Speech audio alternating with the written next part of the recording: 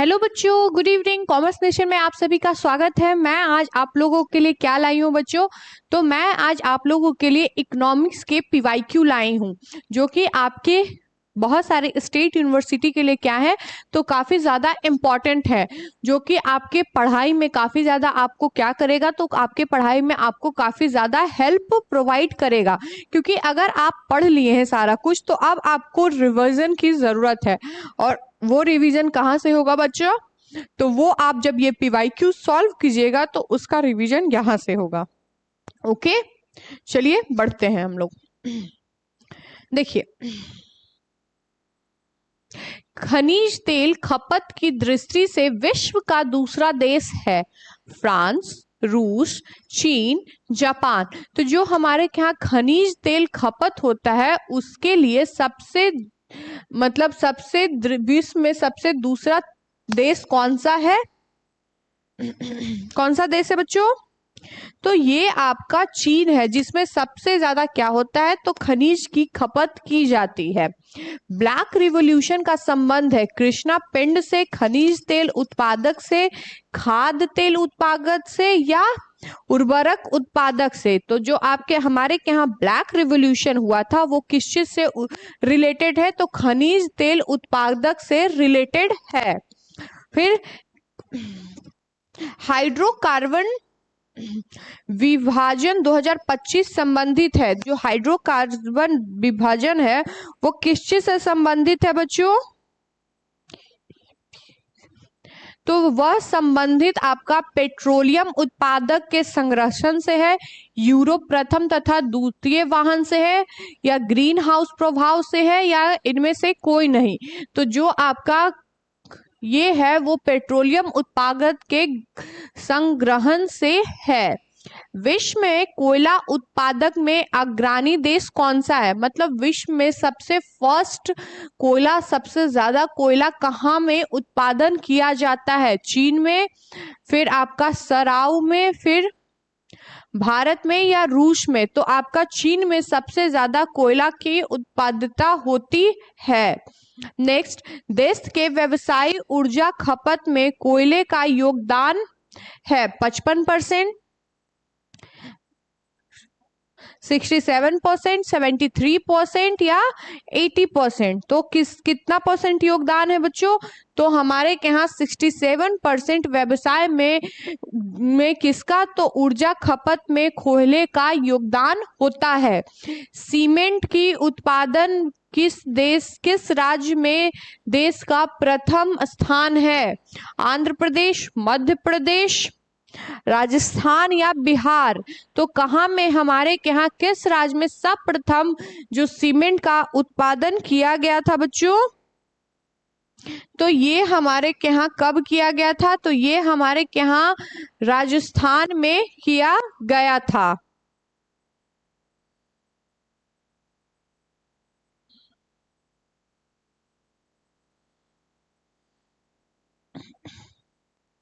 भारत की अधिकांश कागज मिलें पश्चिम बंगाल के राज्य में स्थित होने का उपयुक्त कारण क्या है? मतलब क्वेश्चन आपका यहाँ ये पूछ रहा है कि भारत में जितने जो पेपर फैक्ट्री है वो उसका बंगाल में स्थित होने के पीछे का रीजन क्या है? कच्चे माल के कच्चे माल की पर्याप्त मात्रा में प्राप्ति, कोलकाता की विश्व जनसंख्या द्वारा देश में सबसे बड़ा कागज व्यापार की उपलब्धि, रानीगंज एवं झरिया से शक्ति के साधन के रूप में कोयले के प्रति, या उपयुक्त में से सभी। तो सबसे ज्यादा हमारे यहाँ बंगाल में कागज फैक्ट्री लगने के पीछे का रीजन क्या है बच्चों? तो ये सारे रीजन हमारे यहाँ देखने को मिलते हैं कि क्यों हमारे यहाँ बंगाल में जो कागज मिले हैं, कागज की फैक्ट्रियां हैं, जो पेपर फैक्ट्रियां हैं वो लगाई गई है। सम्मिलित करना है इसको। पूर्व का बोस्टन कहाँ में है? सूती वस्त्र की राजधानी। फिर भारत का मैनचेस्टर या कालीबंगन। तो सूती वस्त्र की राजधानी किसको माना गया है बच्चों? तो सूती वस्त्र की राजधानी आपको माना गया है, सूती वस्त्र की राजधानी को कहाँ माना गया है? बम्बई। भारत का मैनचेस्टर को हम लोग क्या बोलते हैं? ये ऑप्शन आपका गलत है, ये क्वेश्चन गलत है। नेक्स्ट, क्योंकि इसमें डी पूरा दिया हो ही नहीं हुआ है। इसको सूची 1 को सूची 2 से मिलाना है। बैल क्या है? एल्युमिनियम कंपनी कहाँ में स्थित है? एल्युमिनियम कंपनी का ये सारे नाम है। बैल्को, हिंडालो, इंडालो, नाल्को कहाँ में है? जल्दी बताइए। तो जो आपका ए है, बैल्को जो है वो आपका कोरबा में स्टैब्लिश्ड है। फिर हिंडालो आपका रेणुकूट में स्टैब्लिश्ड है। फिर आपका जो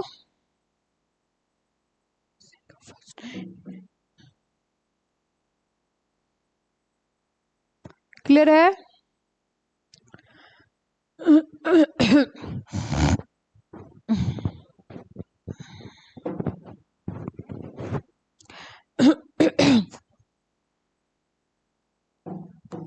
नेक्स्ट, जो वस्तुएं दुर्बल हो और उनकी आपूर्ति सीमित हो उन्हें कहते हैं विकास वस्तु, महंगी वस्तु, पूंजीगत वस्तु या आर्थिक वस्तु। मतलब जो वस्तु क्या है, कम है और उसको आपूर्ति सीमित हो तो उसे हम लोग क्या कहते हैं? तो उसे हम लोग आर्थिक वस्तु कहते हैं। क्लियर है?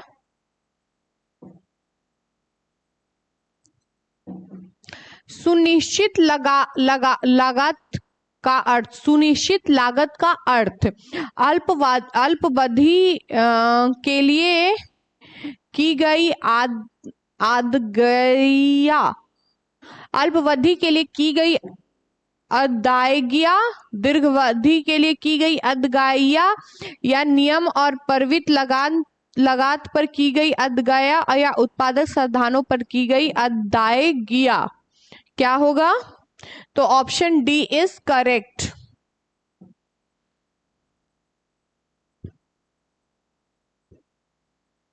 नेक्स्ट, किस नगर को इलेक्ट्रॉनिक सिटी के रूप में जाना जाता है? मतलब किसे हम लोग इलेक्ट्रॉनिक सिटी के नाम से जानते हैं? किस राज्य को, किस नगर को? गुड़गांव, बैंगलोर, जयपुर या समलेम? किसको जानते हैं? तो हम लोग बैंगलोर को इलेक्ट्रॉनिक सिटी के नाम से क्या करते हैं? तो बैंगलोर को इलेक्ट्रॉनिक सिटी के नाम से जानते हैं। अशोक लीलनेट नाम के ट्रकों का उत्पादन किस औद्योगिक घराने के द्वारा किया जाता है? मतलब हमारे यहाँ एक ब्रांड का क्या है, एक ब्रांड का हमारे यहाँ ट्रक है, उसका क्या, तो आप हमारे यहाँ उसका जो उत्पादन है वो किस मतलब उद्योगी के द्वारा किया जाता है? टाटा, बिरला, गोदरेज या हिंदुजा? तो किसके द्वारा किया जाता है बच्चों? तो ये हमारे यहाँ हिंदुजा के द्वारा किया जाता है।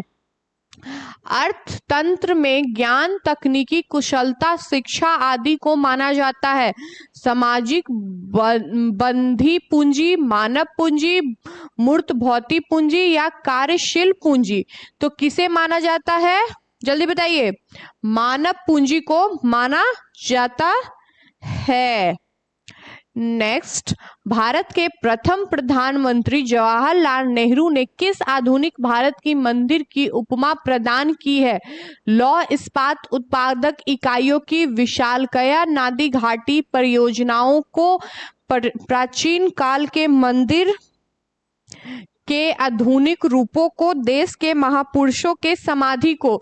तो हमारे यहाँ जो जवाहरलाल नेहरू थे प्रधानमंत्री, उन्होंने आधुनिक भारत के मंदिर को किस चीज के बारे में, आधुनिक भारत के मंदिर के बारे में उपाधि दी है? तो उन्होंने लौह इस्पात उत्पादक इकाइयों को क्या दिया है? तो भारत के मंदिर के रूप की उपाधि दी है।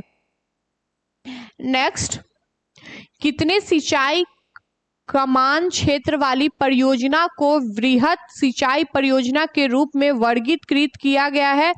2000 हेक्टेयर से अधिक, 5000 हेक्टेयर से अधिक, 10,000 हेक्टेयर से अधिक, 20,000 हेक्टेयर से अधिक।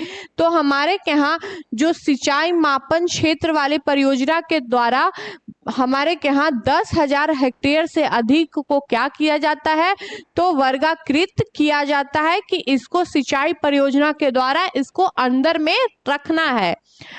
दक्षिण पश्चिम मानसून किस राज्य में सब प्रथम प्रवेश करता है? तमिलनाडु, महाराष्ट्र, गोवा और केरला। तो हमारे यहाँ देखिए, हमारे यहाँ क्या होता है, मैंगो शावर, जो हमारे यहाँ अभी जो आम आ रहे हैं वो हमारे यहाँ के आम नहीं है, मतलब बिहार यूपी वाले आम नहीं है। वो कहाँ से हमारे यहाँ आम आते हैं, तो वो हमारे यहाँ जो आम होते हैं वो आपके गोवा, केरल ये सब के तरफ से आते हैं। तो उधर के एरिया को हम लोग जो वहाँ पे जो फर्स्ट मॉनसून होता है उसके वजह से सारे आम पक जाते हैं और इसी की वजह से उस मॉनसून, उस बारिश को हम लोग मैंगो शॉवर के नाम से भी जानते हैं। और दक्षिण पश्चिम मॉनसून सबसे पहले हमारे यहाँ गोवा में आता है। और जो मैंगो शॉवर का मैं बात कर रही हूँ वो बेसिकली आपके केरला वाले रीजन में आता है। कमान क्षेत्र विकास कार्य CADP का मौलिक उद्देश्य क्या है? भारत में सिंचाई सुविधाओं का विकास, भारत में सिंचाई के साधनों की गुणवत्ता का विकास, भारत में सिंचाई के साधनों में कुआं और नलकूप के उपयोग में वृद्धि, या भारत में सिंचाई के साधनों की क्षमता और उनके सदुपयोग के मध्य अंतर को न्यूनतम करना। मतलब CADP का मौलिक उद्देश्य हमारे यहाँ क्या है, तो CDAP का मौलिक उद्देश्य हमारे यहाँ है भारत में सिंचाई सुविधाओं में सुविधा, मतलब भारत में जो सिंचाई इरिगेशन सिस्टम है उसमें डेवलपमेंट करना। फिर नेक्स्ट, लघु सिंचाई परियोजना के निर्धारण का आधार है 20,000 हेक्टेयर सिंचाई क्षेत्र का विस्तार, 30,000, 50,000, 2,000 हेक्टेयर सिंचाई क्षेत्र का विस्तार, 3,000, 5,000 या 10,000।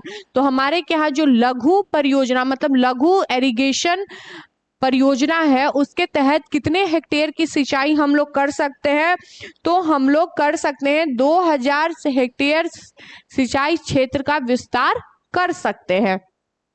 भारत में सिंचाई का सब प्रथम स्रोत क्या है? नहरें, तालाब, कुआं और जलकूप या अन्य स्रोत। तो हमारे यहाँ जो पहले सिंचाई होती थी वो हमारे यहाँ सब प्रथम कुओं और नलकूपों से क्या किया जाता था, तो पानी को निकाला जाता था और उससे क्या होते थे, तो उससे हमारे यहाँ हमारे किसानों के द्वारा अपने खेतों में उनको सिंचाई किया करते थे। क्योंकि अब हमारे यहाँ इरिगेशन सिस्टम बना है, अब हमारे यहाँ घर घर जल परियोजना ये सब चीजें आई हैं। भारत में लगभग कितने प्रतिशत कृषि क्षेत्र में सिंचाई की सुविधा उपलब्ध है? 30%, 32%, 40%, 48%। तो जो कृषि क्षेत्र में सिंचाई की सुविधा जो उपलब्ध है हमारे यहाँ, वो हमारे यहाँ 40% में हम लोग क्या कर पाए हैं, तो कृषि अगर 100% खेतों में हो रही है तो हम लोग बस अभी 40% खेत को क्या कर पाते हैं, तो एरिगेट कर पाते हैं। क्लियर है?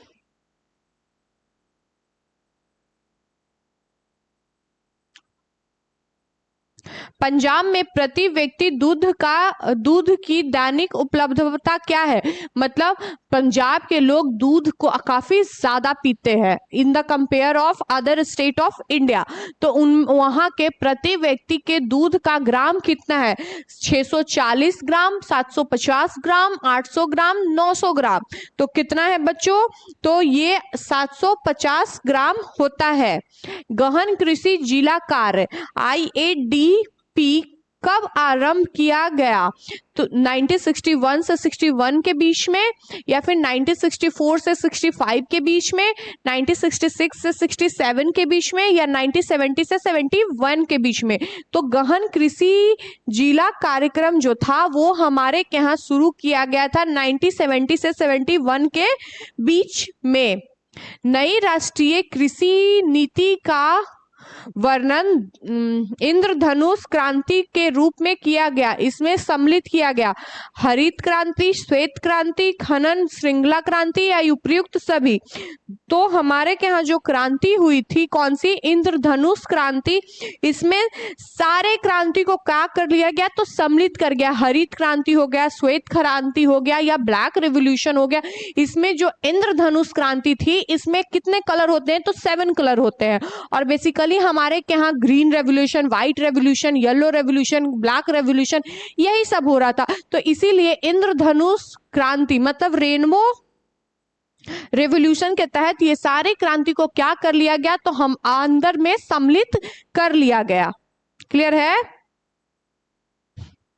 नेक्स्ट, राष्ट्रीय किसान आयोग का मुख्यालय कहाँ है? नई दिल्ली में, लखनऊ में, देहरादून में या सूरतगढ़ में? तो हमारे यहाँ कहाँ में देखने को मिलता है बच्चों? तो ये हम लोगों को देखने को मिलता है नई दिल्ली में, क्योंकि देखे थे किसान आंदोलन जब हुआ था तो वो लोग जाके नई दिल्ली में ही जाके उन्होंने अपना आंदोलन किया था। किसान कॉल सेंटर तथा कृषि चैनल का शुभ आरंभ किया गया। मतलब आप लोग अपना कॉल से क्या कर सकते हैं कि हमारा बीज कब आएगा, हम लोग का कब पैसा आएगा।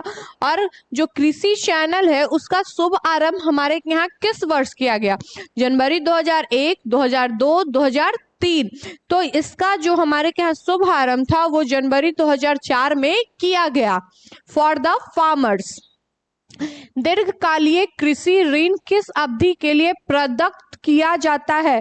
5 वर्ष से अधिक, 10 वर्ष से अधिक, 15 वर्ष से अधिक, 20 वर्ष से अधिक। तो किस वर्ष के लिए किया जाता है बच्चों? तो ये 5 वर्ष से अधिक के लिए किया जाता है। मतलब अगर किसी किसान को छोटा सा लोन चाहिए तो उसे कितने वर्षों के लिए मिलता है? तो 5 या 5 वर्षों से अधिक के लिए मिलता है। नेक्स्ट, राष्ट्रीय किसान आयोग का गठन कब किया गया? जनवरी 2003, अप्रैल 2003, अक्टूबर 2003 या जनवरी 2004? तो कब किया गया बच्चों? तो ये हमारे यहाँ किया गया जनवरी 2004 में। मध्यकालीन कृषि ऋण की अवधि होती है 15 माह, 5 माह से 5 वर्ष तक, 5 वर्ष से 10 वर्ष तक या 10 वर्ष से अधिक। तो जो हमारे के यहाँ ऋण मध्यकालीन कृषि ऋण लिया जाता है उसकी अवधि कितनी होती है? तो उसकी अवधि 15 माह से 5 वर्षों तक होती है। राज्य में कुल भौगोलिक क्षेत्र से प्रतिशत के रूप में न्यूनतम वन क्षेत्र है पंजाब में, हरियाणा में, गुजरात में या राजस्थान में? तो न्यूनतम जो हमारे यहाँ वन क्षेत्र है वो आपके किस राज्य में है? तो वो आपके हरियाणा में है, क्योंकि हरियाणा में मोस्ट ऑफ द जो लैंड है वो यूज्ड फॉर फार्मिंग। मतलब हरियाणा में लोग ज्यादातर किसानी करते हैं वहां पे, तो वहां पे वनों की संख्या काफी कम है। क्लियर है? केंद्र शासित प्रदेश में सर्वाधिक वन क्षेत्र प्रतिशत पाया जाता है अंडमान निकोबार द्वीप समूह, दमन एंड दीव, पौंडीचेरी, दादर एवं नागर हवेली। कहाँ पाया जाता है? केंद्र शासित प्रदेश में सबसे ज्यादा वन किस राज्य में पाया जाता है? तो वो आपके अंडमान एंड निकोबार है, क्योंकि ऐसा बोला जाता है कि यहाँ पे 500 आइलैंड मिलके अंडमान निकोबार का क्या करता है? तो ओरिजिन करता है। और यहाँ पे ऐसी जनजाति अभी भी वनों में रहती है जिनको हम जैसे अगर ह्यूमन उन लोगों को देख लेंगे या फिर हम लोगों को वो देख लेंगे तो हम लोगों को जान मार देंगे। और वहां पे बहुत सारी ऐसी आइलैंड है जहां पे अंडमान निकोबार पर जहां से गवर्नमेंट की तरफ से अलाउ नहीं है कि कोई भी ह्यूमन मतलब हम लोग जैसे इंसान वहां पे जाए, मतलब रेस्ट्रिक्टेड है। केंद्र शासित प्रदेश में न्यूनतम प्रतिशत वन क्षेत्र पाया जाता है। सबसे कम वन क्षेत्र कहाँ में पाया जाता है बच्चों? तो सबसे कम वन क्षेत्र दादर एवं नागर हवेली, पौंडीचेरी, दमन एंड दीव या लक्षद्वीप। तो हमारे यहाँ सबसे कम जो वन क्षेत्र है वो दमन एंड दीव में पाया जाता है। नेक्स्ट, भारत में एग्रोइकोलॉजिकल जोन की संख्या है, इकोलॉजिकल जोन की संख्या कितनी है? 16, 20, 27 या 31? तो 20 है। न्यूनतम समर्थन मूल्य का निर्धारक है भारतीय कृषि अनुसंधान परिषद, राज्य सरकार, कृषि लागत एवं मूल्य आयोग या इनमें से कोई नहीं। तो कृषि लागत एवं मूल्य आयोग जो है वो क्या है, तो न्यूनतम समर्थन मूल्य का निर्धारक है। राष्ट्रीय कृषि विपणन स्थान स्थित है जयपुर में, नई दिल्ली में, नागपुर में, हैदराबाद में। तो कहाँ में स्थित है बच्चों, तो ये आपका जयपुर में स्थित है। फिर निम्नलिखित में से कौन सी किस्म गेहूं की HIV नहीं है, मतलब कौन ऐसा गेहूं है जिसका HIV नहीं है। सोनालिका, रत्ना, कल्याण सोना या गिरजा सोना।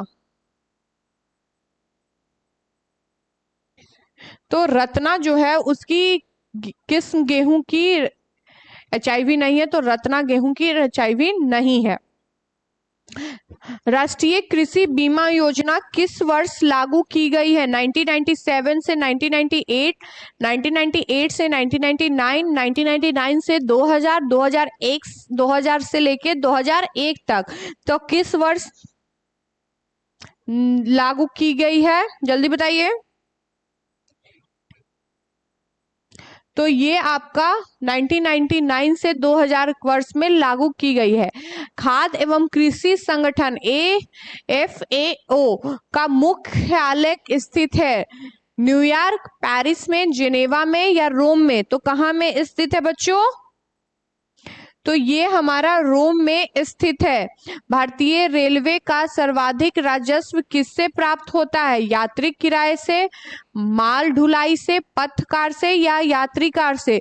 तो सर्वाधिक जो राजस्व कर है वो किस चीज से प्राप्त होता है, तो वो हम लोगों को माल ढुलाई से प्राप्त किया जाता है। मतलब जो रोड के थ्रू ट्रांसपोर्टेशन होते हैं, जो टोल टैक्स लगते हैं, उससे सबसे ज्यादा हमें क्या प्राप्त होता है, तो राजस्व प्राप्त होता है। नेक्स्ट, रेल किराए भाड़े पर सुझाव देने के लिए कौन सी समिति गठित की गई है, मतलब जो हमारे यहाँ रेलवे अब प्राइवेटाइजेशन में चला गया, वो कौन सी समिति ने इसका क्या दिया था, तो इसका सुझाव दिया था। नजुदप्पा समिति, रेखी समिति, राकेश मोहन समिति या सरकारी समिति। तो किसने दिया था, तो ये नजुदप्पा समिति ने दिया था। क्लियर है। देखिए अगला क्या है, 351 क्वेश्चन नंबर, प्लेज ऑल वेलिक्स की तर्क पर नई रेलगाड़ी डेक्कन आर्डिस मुख्यतः किस राज्य में चलती है, तमिलनाडु, उड़ीसा, महाराष्ट्र, कर्नाटका। तो कहाँ चलती है बच्चों, तो ये आपका चलती है महाराष्ट्र में। कौन सा राष्ट्रीय राजमार्ग नागपुर को कन्याकुमारी से जोड़ती है, मतलब कौन सा NH जो है वो क्या करती है, तो आपके नागपुर को कन्याकुमारी से जोड़ती है। तो ऑप्शंस आपके रहे NH6, NH7, NH46 या NH47। तो हमारे यहाँ जो ये नागपुर से कन्याकुमारी को जोड़ने वाली NH जो है उसका नाम 7 है।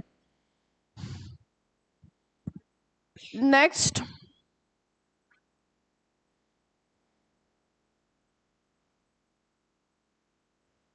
सर्वविमर चतुर्भुज परियोजना क्या है, यह विश्व के चार महत्वपूर्ण व्यापारिक केंद्रों को वायु मार्ग से जोड़ने की योजना है, या यह देश के चारों केंद्रों को विकसित करने की योजना है जिससे पर्यटकों को आकर्षित किया जा सके, या फिर ये क्या है, तो यह देश के 4 महत्वपूर्ण नगरों की दूरगामी 4 लेन वाले मार्ग को जोड़ने की योजना है, या उपयुक्त में से सभी। मतलब जो चतुर्भुजीय परियोजना है वो क्या है, तो जो चतुर्भुज परियोजना है वो आपका है एक देश को 4 महत्वपूर्ण महानगरियों से दुगामी 4 लेन मार्ग से जोड़ने के लिए बनाई गई है। सादा ए सरहद क्या है?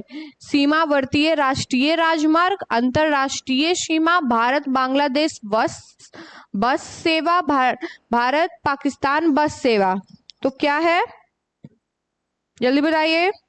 तो ये आपका भारत पाकिस्तान बस सेवा है, जिसको हम लोग बोलते हैं सदा ए सरहद। ये बहुत इंपॉर्टेंट क्वेश्चन है, बीपीएससी में एक बार पूछा था।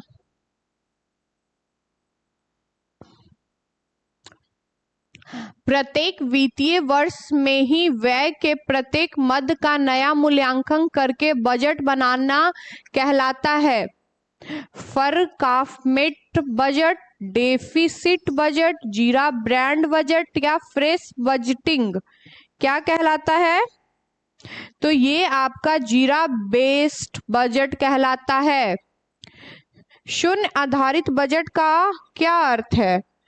असीमित घाटे की वित्त व्यवस्था, अनुपादित व्यय की कटौती ना करना, नए कार्यक्रम को मूल्यांकन ना करना या हर बार बिल्कुल नए सिरे से बजट तैयार करना। तो शून्य आधारित जो बजट है वो यह कहता है कि हर बार बिल्कुल नए से क्या करना, तो बजट को तैयार करना।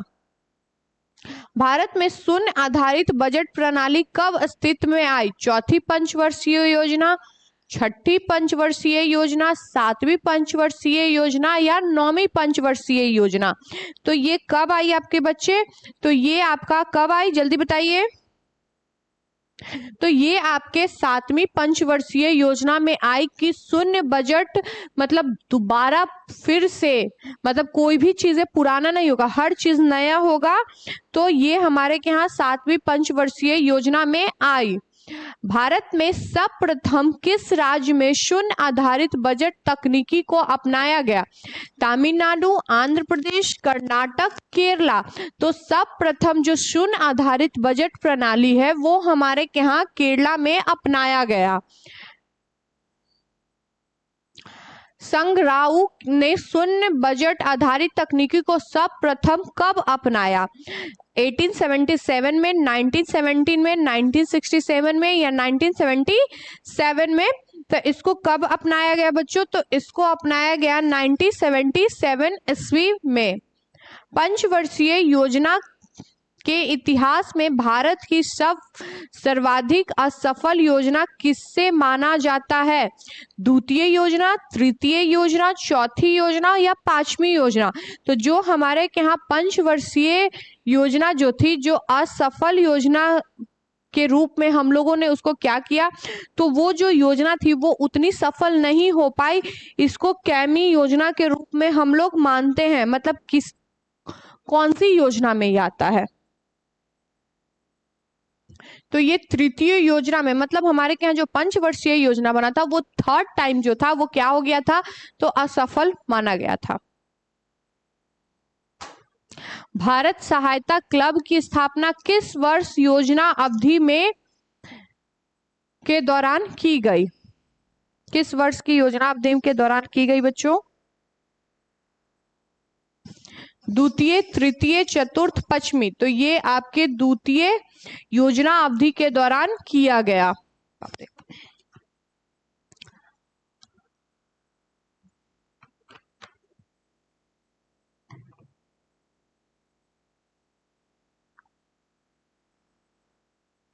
भारत सरकार ने एक पृथक विभाग नियोजन एवं विकास विभाग कब खोला? 1934, 1938, 1944, 1945। तो ये हमारे यहाँ 1944 में खोला गया। कौन सा? नियोजन एवं विकास विभाग।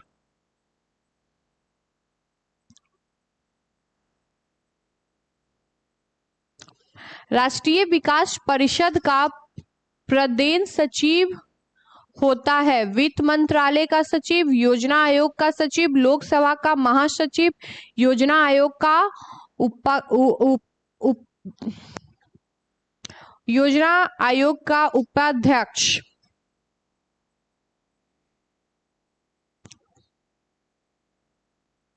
तो योजना आयोग का सचिव जो है वो क्या करता है? राष्ट्रीय विकास परिषद का प्रधान सचिव होता है।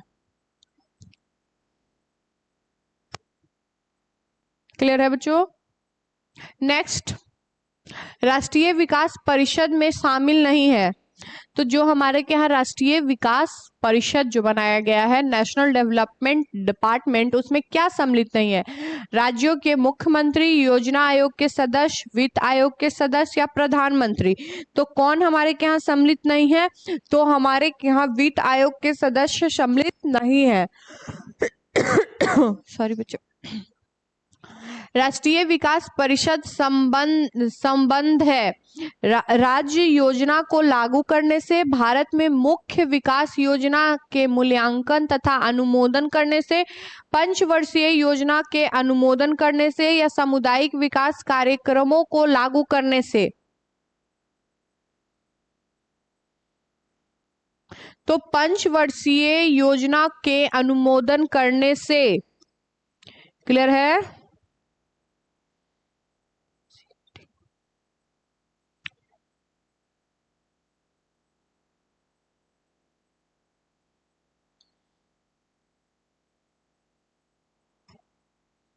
नेक्स्ट, योजना आयोग के सदस्यों की संख्या होती है 12, 13, 11 या सरकार की इच्छा अनुसार कितने सदस्य होते हैं बच्चों? तो ये हमारे यहाँ सरकार की इच्छा के अनुसार आयोजन आयोग के सदस्यों की नियुक्ति की जाती है।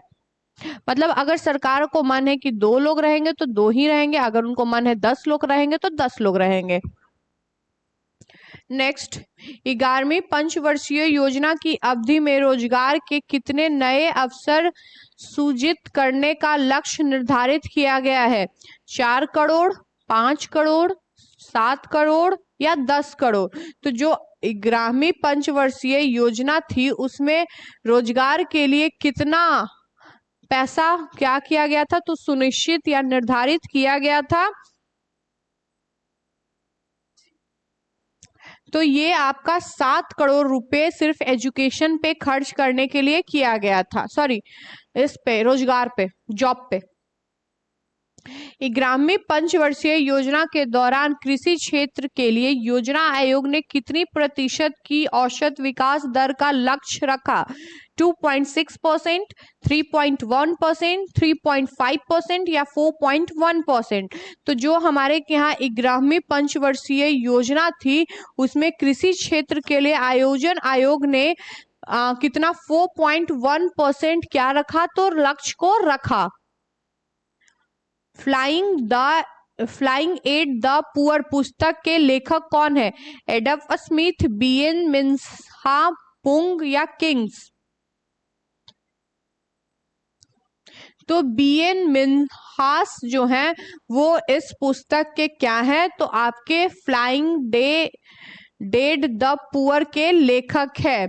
इंडिया इज फॉर सेल नामक पुस्तक किसके द्वारा लिखी गई है?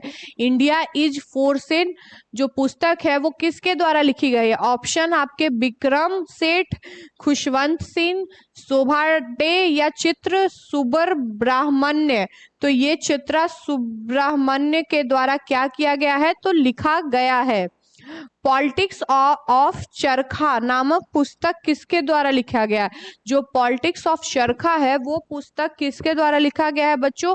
अशोक मेहता, जेपी कृष्णलानी, जेवी कृष्णलानी या केजी मसरूवाला। तो किसके द्वारा लिखा गया है? तो ये आपके जेवी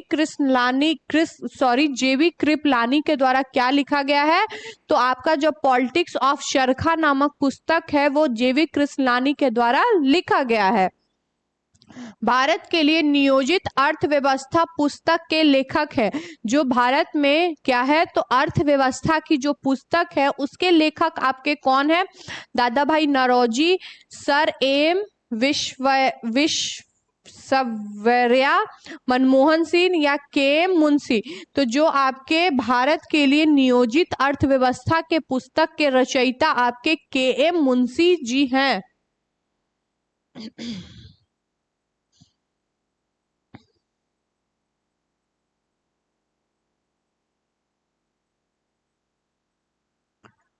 नेक्स्ट, एशियन ड्रामा किसकी प्रसिद्ध पुस्तक है?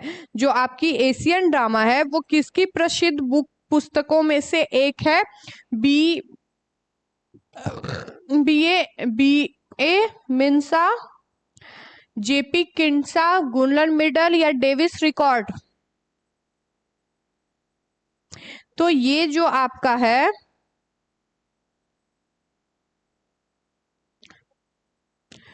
गुन्नर मिडल का ये एक पुस्तक है।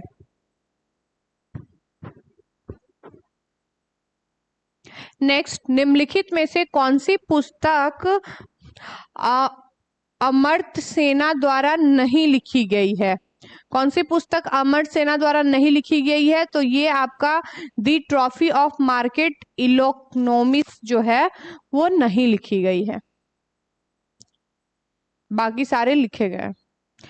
दास कैपिटल किसकी प्रसिद्ध पुस्तक है? एडम स्मिथ, कार्ल मार्क्स,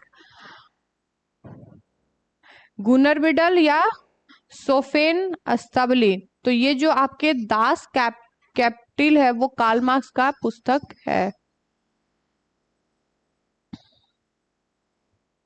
योजना जो आपका योजना पत्रिका है उसका प्रकाशन कहाँ से होता है?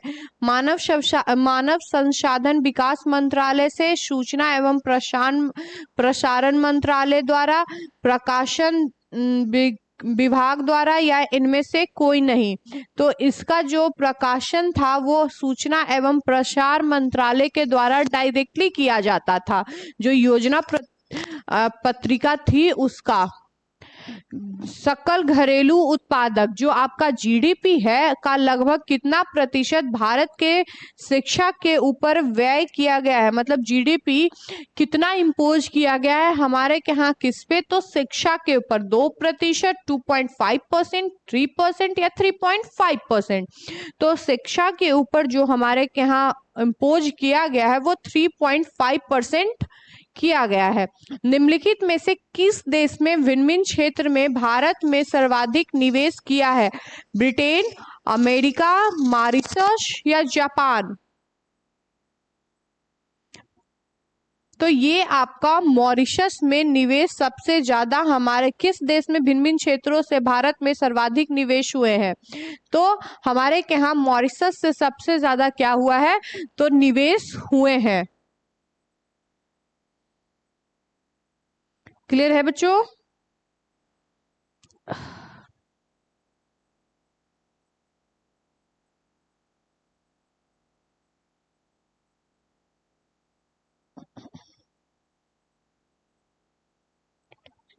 नेक्स्ट, निम्नलिखित में से विचार कीजिए। जनता के पास मुद्रा, बैंकों के पास मांग जमा, बैंकों के पास समय जमा, इनमें से कौन कौन से व्यापक धन मतलब ब्रॉड मनी में शामिल है? फर्स्ट एंड सेकेंड, फर्स्ट और थर्ड, 2 और 3 या 1 2 3 तीनों? तो जो आपका 1 2 3 है वो दोनों विचार करने पे सही नजर आ रहा है। कंपनी द्वारा लाभांश की घोषणा की जाती है। Issued capital, authorised capital, subscribed capital या टोटल इन्वेस्टमेंट? तो कंपनी द्वारा जो लाभांकित घोषणा की जाती है वो सब्सक्राइब्ड कैपिटल के द्वारा की जाती है। गिफ्ट एज्ड का बाजार है सोने के व्यापार का बाजार, लंबी अवधि वाली प्राइवेट सिक्योरिटी बाजार, कॉर्पोरेट सिक्योरिटी का बाजार, सरकारी सिक्योरिटी का बाजार। गिफ्ट एज मतलब भारत का सुनहरी गोल्ड का बाजार क्या है? तो सरकारी सिक्योरिटी का बाजार है। आरबीआई के गवर्नर कौन है? बहुत इंपॉर्टेंट क्वेश्चन है। आरबीआई के गवर्नर कौन है? डॉक्टर डीवी सुब्बा राव, विजय केलकर, शंकराचार्य, डॉक्टर वाईपी रेड्डी। तो जो आरबीआई के गवर्नर हैं वो अभी फिलहाल आपके कौन है? तो वो फिलहाल अभी आपके डॉक्टर डीवी सुब्बा राव है। निम्नलिखित में से कौन सी कंपनी हीरे की व्यवसाय में है? एटी&टी, ओगेमा, डी वियर्स या कैथ पेसिफिक?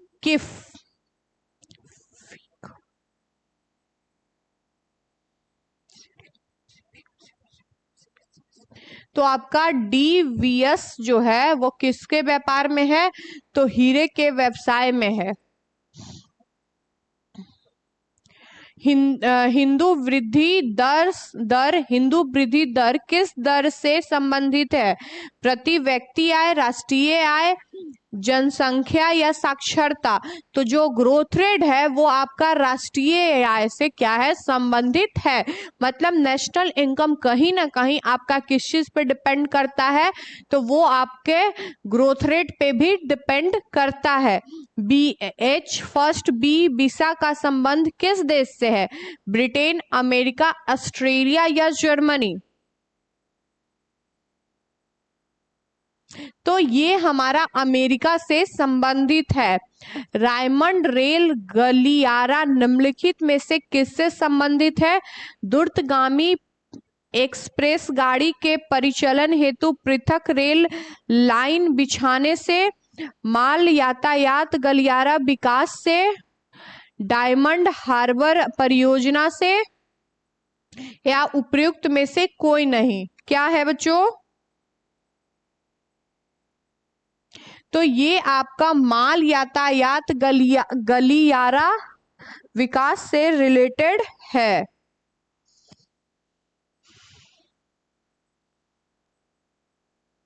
क्लियर है?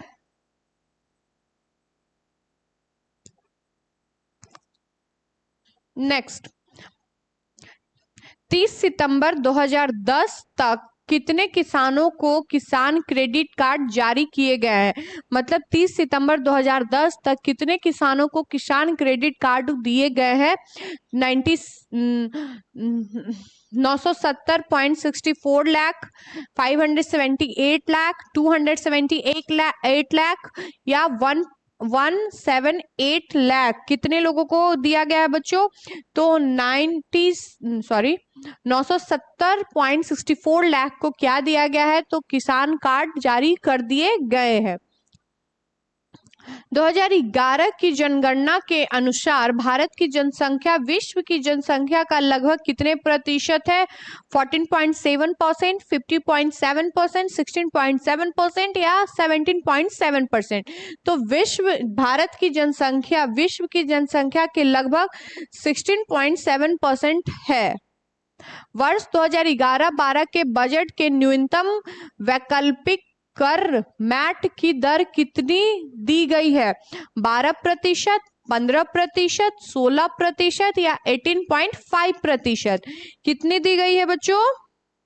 तो ये आपका 18.5% दी गई है।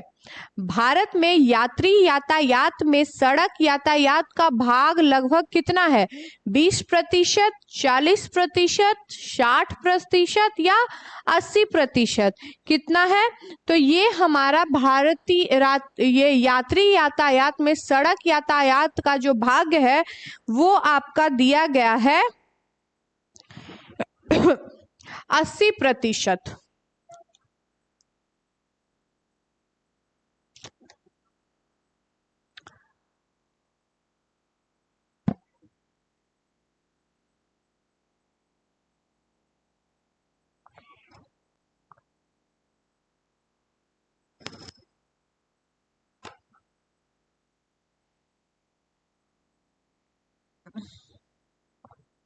नेक्स्ट, सितंबर 2010 के अंत तक भारत में सितंबर 2010 के अंत तक भारत के कुल विदेशी ऋण में अल्पकालीन ऋण का हिस्सा लगभग कितना है?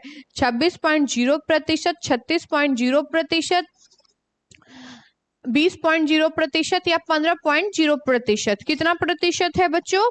तो हमारे यहाँ जो सितंबर 2010 से 10% भारत के कुल विदेशी ऋण का आपातकालीन ऋण का हिस्सा है।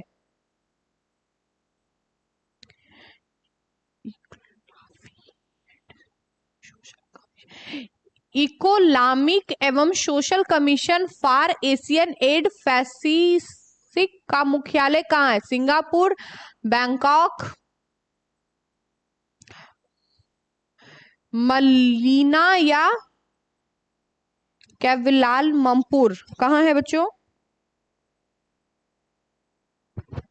तो ये बैंकॉक में है। एक मिनट। थर्ड अगला, निम्नलिखित में से किस दिन को भारत में आयकर दिवस के रूप में घोषित किया गया? 18 जुलाई, 24 जुलाई, 16 अगस्त या 1 सितंबर?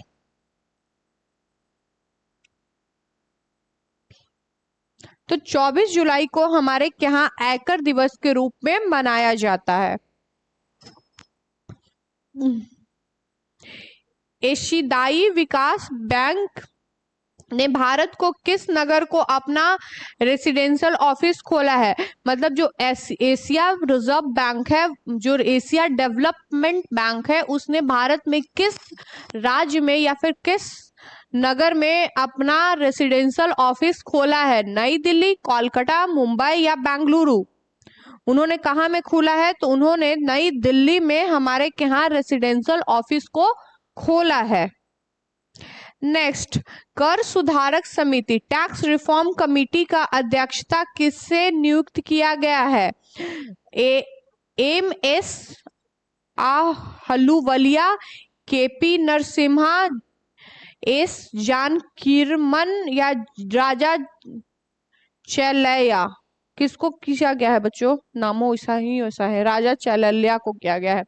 बीपीएल के लिए खदानों का निगम मूल आर्थिक लागत का कितना प्रतिशत निर्धारित किया गया है? 50%, 40%, 30% या 80%? तो 50% क्या किया गया है? तो निर्धारित हमारे यहाँ किया गया है। निम्नलिखित में से किसने असंतुलन विकास की अवधारणा की है? H.O. सिगर, W.A. Levi's, A.O. हर्समैन या C.P. किंडवलगर? किसने किया है बच्चों? जल्दी बताइए। तो आपके जो A.O. हर्समैन थे, इन्होंने असंतुलन विकास की अवधारणा को दिया है। मुद्रा संकुचन का कारण क्या है? मुद्रा की पूर्ति की तुलना में माल एवं सेवाओं की पूर्ति में कमी, निर्यात की तुलना में आयात की कमी, माल एवं सेवाओं की पूर्ति की तुलना में मुद्रा पूर्ति में कमी या उपयुक्त में से कोई नहीं? तो माल एवं सेवाओं की पूर्ति की तुलना में मुद्रा पूर्ति में कमी। आर्थिक विकास की माप के लिए निम्नलिखित में से कौन सी बेहतर माप है? रोजगार, निर्यात का आकार, ग्रामीण उपभोग या राष्ट्रीय आय? तो आर्थिक विकास की माप में निर्यात का जो आकार है वो बेहतर माप के रूप में माना गया है। मनी लॉन्ड्रिंग बिल का उद्देश्य क्या है? मनी लॉन्ड्रिंग जो बिल है उसका उद्देश्य हमारे यहाँ क्या रखा गया है? घरेलू बचत को बढ़ाना, प्रत्यक्ष कर का प्रभाव को कम करना या अवैध रूप से प्राप्त किए गए धन की आवाजाही पर निगरानी करना या विदेश में बसे भारतीयों को भारत में निवेश हेतु प्रोत्साहित करना। तो जो हमारे यहाँ मनी लॉन्ड्रिंग हुई है उसका मेन कारण है अवैध रूप से प्राप्त किए गए धन की आवाजाही पर निगरानी करना। इंडिया ब्राउन इक्विटी फंड की स्थापना कब की गई है? 1996 में, 1997 में या 1992 या 1998 में? तो कब की गई है बच्चों? तो इसकी स्थापना हमारे यहाँ 1996 में की गई है।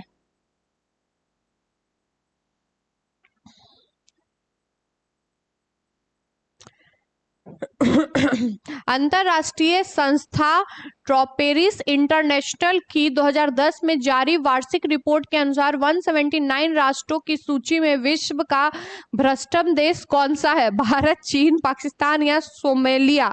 तो सबसे ज्यादा हमारे यहाँ भ्रष्ट देश कौन सा है अकॉर्डिंग टू द,